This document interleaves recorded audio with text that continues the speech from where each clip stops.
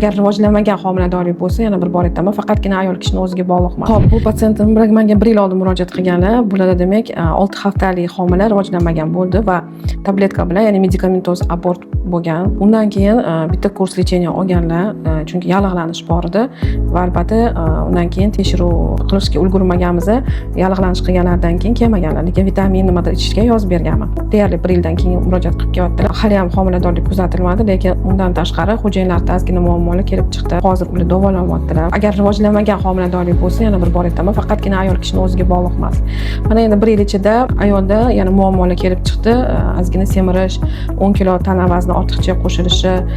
Shuning uchun hozir gormonlarda ham ko'rib chiqdik, ozgina o'zgarish bor. Gormonlarimizda insulin baland chiqdi, vitamin D defitsiti baland chiqdi, leptin gormon baland chiqdi va yallig'lanish balkim bordir. Hozir kreslada ko'ramiz. Agar bizda yallig'lanish bo'lsa, birinchi kursda shomolashga lecheniya olamiz.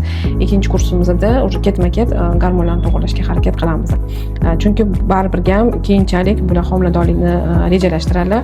Lekin hozirgi asosiy muammo bu shomolash, yallig'lanish bo'lsa, uni davolab va gormonal fonni to'g'rilash. Demak, bu ayolimizni kreslada ko'rdim. Bular yaqinda antibiotik olgan ekanlar, o'zlari gripp bo'lib shamollagan ekanlar. O'shanga zamburug'ga qarshi bir martagina, yana bir haftadan keyin ichgan ekanlar. Hozir ko'rgimda demak qin ichida zamburug'li kalpit, ya'ni tvorogga o'xshagan ajralmalar bor.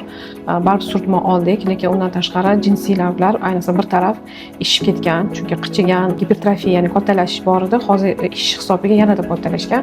Shuning uchun rejamizda, xudo xolasa, davolanganimizdan keyin laboplastika qilish niyatimizda bor.